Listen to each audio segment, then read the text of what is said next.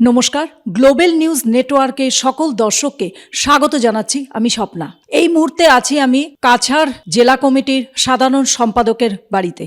তিনি 2026-এ কংগ্রেস থেকে টিকিট প্রত্যাশী এবং তিনি আগেও টিকিটের জন্য দাবি করেছিলেন, কিন্তু কথায় আছে না, কংগ্রেস নাকি বহিরাগতদের টিকিট দিয়ে বসে এবং তিনি কাটিগোড়ার থেকে টিকিট দাবি করছে। সেটি এখন তার মুখ থেকে শুনবো যে উনি কেন 2026-এ বিধানসভা নির্বাচনের জন্য টিকিটের দাবি করছেন। আসুন সরাসরি শুনে নেই তার কাছ থেকে। গ্লোবাল নিউজ নেটওয়ার্কে আমি আপনাকে স্বাগত জানাচ্ছি। ধন্যবাদ। গ্লোবাল নিউজ নেটওয়ার্কের সকল দর্শক এবং আপনাদেরকে আমি আমার শুভেচ্ছা জ্ঞাপন করছি। আপনি একজন সফল ব্যবসায়ী ছিলেন।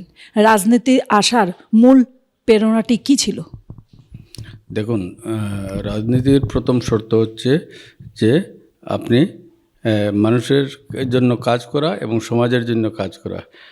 দীর্ঘদিন থেকে আমরা সমাজ জীবনের সঙ্গে ওতপ্রোতভাবে জড়িয়ে, তাই যেহেতু সমাজ এবং রাজনীতি মুদ্রার এপিঠ ওপিঠ, তাই সমাজের যদি ডেভেলপমেন্ট করতে হয়, সমাজের কাজ করতে হয়, তাহলে ক্ষমতা একান্ত দরকার এবং রাজনৈতিক ক্ষমতার দরকার আছে, না হলে মানুষের সার্বিক উন্নয়ন সম্ভব নয়। 2021 সালে আপনি টিকিটের দাবিদার ছিলেন, তখন সুযোগ না দেওয়ার কারণটা কি আপনি মনে করেন? দেখুন, সেই সময় আমাদের আঁতাত ছিল ইউডিএফের সঙ্গে। সেই আঁতাত রাজনীতির ফলেই আমি ব্যাকফুটে গিয়েছিলাম, এটাই হচ্ছে মূল কারণ। 2026-এ বিধানসভা নির্বাচনে কাটিগড়া থেকে লড়ার সিদ্ধান্ত আপনি কেন নিলেন? দেখুন, 2021-এর পর থেকে আমি লাগাতার কাটিগড়ায় মানুষের পাশে, মানুষের সুখে দুঃখে এবং রাজনৈতিকভাবে অঙ্গাঙ্গিভাবে জড়িত ছিলাম, এবং সেই থেকেই আমার একটা ইচ্ছা ছিল যে 2026-এ আমি দলীয় মনোনয়ন প্রত্যাশা করব। এবং তাই আমি মাঠে ঘাটে বাজারে এবং গ্রামাঞ্চলে প্রত্যেক মানুষের সঙ্গে আমি 2021 থেকেই যোগাযোগ রেখে চলেছি। আপনি যে কাঠিগড়া বিধানসভার বহিরাগত প্রার্থী দেওয়ার যে প্রবণতা কংগ্রেসের মধ্যে রয়েছে, এটির আপনি বিরোধিতা কিভাবে করতে চান? এটা বিরোধিতা নয়, ঠিক। দেখুন, কাঠিগড়া মানুষের যে ডিমান্ড আছে, বিগত দিনে দীর্ঘ 80 বছর থেকে কাঠিগড়ার যে ডেভেলপমেন্ট হওয়া উচিত ছিল সেই ডেভেলপমেন্ট হয়নি। কারণ হচ্ছে কাঠিগড়া গেটওয়ে অফ বরাকবেলি এবং নর্থ ইস্টের ত্রিপুরা, মিজোরাম, নাগাল্যান্ডের প্রবেশদ্বার। তারপরও কাঠিগড়ায় সেই অনুযায়ী যেটা ডেভেলপমেন্ট হওয়া উচিত ছিল সেই ডেভেলপমেন্ট হয়নি। বিশেষ করে শিক্ষাক্ষেত্রে বলুন বা সরকারি কোনো অফিস আদালত কাঠিগড়ায় বিশেষ হয়নি এই 80 বছরের মধ্যে। তাই মানুষ বারবার দেখেছেন, আমরা ভোট দিই, আমরা বিধায়ক বানাই, তারপর ওনাকে স্যার ডাকতে হয়, আমাদেরকে শিলচর যেতে হয়, হাইলাকান্দি যেতে হয়, করিমগঞ্জ যেতে হয়। তাই জনগণ এবার সিদ্ধান্ত নিয়েছেন যে না, আমরা কাঠিগড়ার যে কেউ হোক, কাঠিগড়া থেকে এমন কোনো মানেই যিনি জন্ম দিয়েছেন যে কাঠিগড়া থেকে একজন বিধায়ক হতে পারে। সেই দৃষ্টিভঙ্গিতে এবং মানুষের কাজ করার জন্য, কাঠিগড়ায় যে কাজ 80 বছরে হয়নি সেই কাজগুলা করার জন্য এবং দিশপুরকে সেই বার্তা দেওয়ার জন্য যে আমাদের কাঠিগড়ার উন্নয়ন করতে হবে, কাঠিগড়ায় শিক্ষা প্রতিষ্ঠান স্থাপন করতে হবে, কাঠিগড়ায় বন্যা নিয়ন্ত্রণ যেটা আছে, বছরে 3 বার অন্ততপক্ষে বন্যা হয় এবং সেই বন্যা থেকে রক্ষা পেতে, প্লাস কাঠিগড়াতে দেখুন ওই ব্রিটিশ পিরিয়ডে একটা ওই সার্কুল অফিস হয়েছিল, সাব রেজিস্ট্রার অফিস হয়েছিল। তারপর কাঠিগড়াতে এই স্বাধীনতার পরবর্তীতে বিশেষ কোনো ডেভেলপমেন্ট হয়নি। এই কারণেই আমি সিদ্ধান্ত নিয়েছি যে যেহেতু জনগণের সরকার, তাই জনগণকে এবং প্রত্যন্ত অঞ্চলের মানুষকে ক্ষমতা দেওয়ার জন্যই আমি রাজনীতিতে আসার সিদ্ধান্ত নিয়েছি এবং এবার আমি টিকিট প্রত্যাশী এবং জনগণের কাছ থেকে আমি অভূতপূর্ব সাড়া পাচ্ছি। কাছাড় জেলা কমিটির সাধারণ সম্পাদক হিসাবে আপনার যে অভিজ্ঞতা রয়েছে, এটি আপনি নির্বাচনে কিভাবে কাজে লাগাবেন? অভিজ্ঞতা বলতে যে আমাদের যে দলীয় সংগঠনের কথা বলছেন, দলীয় সংগঠন আমাদের গৌরব গগৈ প্রদেশ নেতৃত্বে হওয়ার পর থেকে অনেক মজবুত হয়েছে। আগে যেভাবে কংগ্রেস সংগঠন ছিল, এখন কংগ্রেস সংগঠন আর সেরকম নেই। তাছাড়াও আমি বিশেষ করে হিন্দু প্রধান এলাকাগুলিতে আমি গড় যাওয়ার চেষ্টা করছি এবং মানুষের কাছে মানুষের যে বিগত দিনের অভিজ্ঞতা, সেই অভিজ্ঞতা থেকে কাজে লাগিয়ে তাদের সাথে আমি আর্থিক রিলেশন, সামাজিক রিলেশন কিভাবে মজবুত করা যায় সেদিকে আমি নজর দিচ্ছি। কংগ্রেস বারবার বহিরাগত প্রার্থী দেওয়ার নির্বাচন করে এসছে, সেই ধরনের একটা কথা উঠেছে। এতে কাটিগড়ার মানুষের কি ক্ষতি হয়েছে বলে আপনি মনে করেন? ক্ষতি হয়েছে কি, দেখুন যে বাইরে থেকে আসা ক্যান্ডিডেট আসার পরে এবং অনেকে হয়তো জিতেও যায়, তার পরবর্তীতে এই কাটিগড়ার যে জল জঙ্গল মাটি বা এখানের যে আবহাওয়া, সেই আবহাওয়ার সঙ্গে এখানের যে সমস্যা যেটা, সেই সমস্যার ব্যাপারে অবগত না হওয়ার কারণে ওরা উন্নয়ন থেকে দূরে থাকে এবং তাই এলাকার মানুষের উন্নয়ন হয়নি। সেই জন্যই এবারে কাটিগড়াতে এটা গণদাবি উঠেছে যে আমরা স্থানীয় প্রার্থী চাই। এটা কংগ্রেস বলুন, বিজেপি বলুন, অন্য কোনো দল বলুন, সবার মুখে একই আওয়াজ যে আমাদের স্থানীয় প্রার্থী এবার দিতে হবে। যেহেতু আমরা তৃণমূল স্তরের কর্মী, তাহলে দল আমাদেরকে গুরুত্ব দিতে হবে।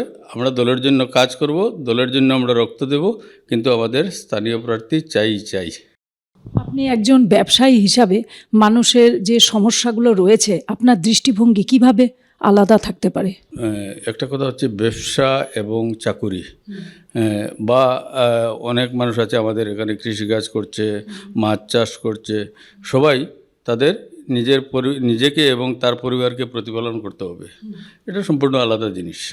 কিন্তু সবচেয়ে বড় ব্যাপার হচ্ছে যে তার মধ্যে কীরকম মানসিকতা আছে, সে সমাজ জীবনের সঙ্গে কতটুকু জড়িত, সে সাধারণ মানুষের সঙ্গে কতটুকু জড়িত, এটাই হচ্ছে মূল কথা। আপনারা আজকে হয়তো আমাকে ক্যান্ডিডেট হিসাবে প্রত্যাশা করছেন বা আমি ক্যান্ডিডেট হচ্ছি, কিন্তু মূল ব্যাপারটা হচ্ছে কি, দেখুন যে আমরা কিন্তু সাধারণ মানুষের কাছ থেকে অনেক পেয়েছি।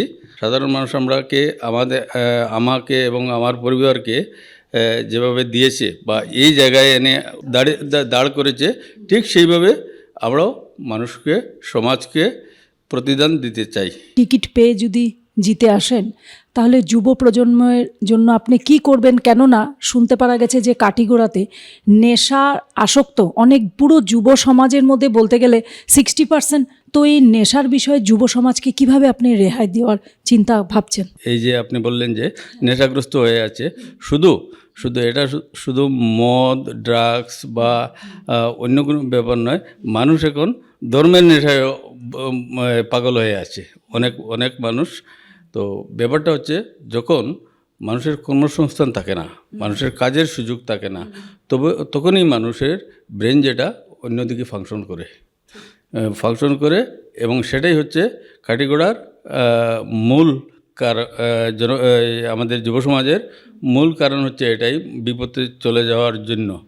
কিন্তু একটা ব্যাপার হচ্ছে, আমি এটা নিশ্চিত বলতে চাই, যদি আমি নির্বাচিত হই তাহলে অন্ততপক্ষে কাটিগড়ার 500 পরিবারকে আমি রোজগারের ব্যবস্থা করব, এটা নিশ্চিত। যেহেতু আমাদের এখানে অনেক স্কোপ আছে, যেমন আপনি বলুন যে আমাদের লাইমস্টোন, রিভারস্টোন, ফরেস্ট, তারপর স্যান্ডমহল, অনেক কিছু কাটিগড়াতে আছে, কিন্তু কাটিগড়ার মানুষ সেটা থেকে কোনো বেনিফিটেড হচ্ছে না। সেটা বাইরে থেকে এসে বাইরে যে একটা সিস্টেম হয়েছে, সেই সিস্টেমের জন্য এখানে সাধারণ মানুষ রোজগার পাচ্ছে না। সাধারণ যারা যুব সমাজ আছে, তারা এখন ওই বেঙ্গালুরু বলুন, কর্ণাটক বলুন, কেরল বলুন, সব বাইরে 10-15 হাজার টাকার বিনিময়ে কাজ করছে। যেহেতু আমাদের এখানে উৎপাদিত সামগ্রী আছে, অনেক উৎপাদিত পণ্য আছে, তাহলে আমাদের ছেলেদেরকে কাজ দিতে হবে। সেটা যে সরকারই হোক, যে এমএলএ হোক, সেই দাবিটা শুধু আজকের নয়, আমরা অনেক দিন থেকে লড়াই করে আসছি।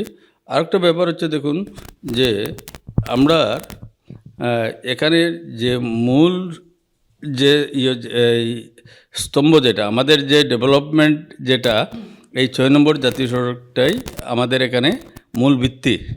এটা দিয়ে বরাক ভ্যালি সহ 3 স্টেটের মানুষ এবং পণ্য যাতায়াত করছে, কিন্তু এখানের মানুষে শুধু ট্যাক্স দিচ্ছে, ভোট দিচ্ছে, এখানের মানুষ কোনো সুযোগ পাচ্ছে না। দল যদি আপনাকে টিকিট দেয়, প্রথম 100 দিনের ভেতরে আপনার প্রথম কাজ কোনটি থাকবে? এই যে বললাম যে আমার যে সাধারণ যুব সমাজের রোজগারের ব্যবস্থা করাটাই আমার প্রথম এবং শেষ কাজ বলতে পারেন। অনেক সমস্যা আছে আমাদের এখানে, আগেই বলেছি আমি, আমাদের এখানে ফ্লাড সমস্যা আছে, আমাদের এখানে শিক্ষা প্রতিষ্ঠান নেই, আমাদের এখানে যে একটা মাত্র এই কনস্টিটিউয়েন্সিতে একটা মাত্র ডিগ্রি কলেজ আছে, এবং সেটা আমরা মানুষের কাছ থেকে এবং সুপারের প্যাসেঞ্জার যারা আছে তাদের কাছ থেকে চাঁদা নিয়ে, ঠেলাওয়ালা রিক্সাওয়ালার কাছ থেকে চাঁদা নিয়ে আমরা এই কলেজটা করেছি। এখানে সরকারিভাবে কোনো প্রতিষ্ঠান হয়নি। দিশপুরের কাছে দাবি থাকবে যাতে এখানে কোনো ভালো শিক্ষা প্রতিষ্ঠান করা হয়, সেই দাবি থাকবে আমার প্রথম প্রায়োরিটি। দল টিকিট দিলে আপনি যদি জিতে আসেন, জনগণের কাছে আপনার মূল বার্তাটা কী যাবে এখন? জনগণের এই যে দেখুন 10 বৎসরের রাজত্বে, এই যে 10 বৎসরের বিজেপি রাজত্বে মানুষ যাতাকলে পিষ্ট হয়ে আছে। মানুষের সমাজ জীবন, রাজনৈতিক জীবন, ব্যক্তিগত জীবন বলুন, সব কিছুতে মানুষ এখন বীতশ্রদ্ধ। এই সরকার যেটা আছে এই সরকার শুধু মানুষের মধ্যে বিভাজন আনার চেষ্টা করছে। মানুষের সমাজ জীবনে মানুষ ব্যতিব্যস্ত হয়ে গেছে। ধর্মের নামে শুধু আমাদের ইয়াং জেনারেশন যারা আছে তাদেরকে আপনি এই গাঁজার নেশা যেটা, সেই নেশাটা ঢুকিয়ে দিয়েছে। সত্যিকারের ধর্ম যেটা আমরা কজনে পালন করছি। আমার বার্তাটা হচ্ছে যে মানুষে যাতে নর্মাল লাইফ যাতে মানুষে বিতাতে পারে, সেই ব্যাপারে আমার সর্বতোভাবে চেষ্টা থাকবে। সুন্দর কথা বলেছেন। কাটিগড়ার থেকে কংগ্রেসের দাবিদার উনি রয়েছেন, এবং যদি উনি টিকিট পেয়ে জিতে আসে তাহলে যুব প্রজন্মের জন্য কি করবে, আর উনি যথেষ্ট আশাবাদী যে উনি টিকিট পাবেন। ওনার জন্য আমার তরফ থেকে অনেক শুভকামনা রইল। ধন্যবাদ।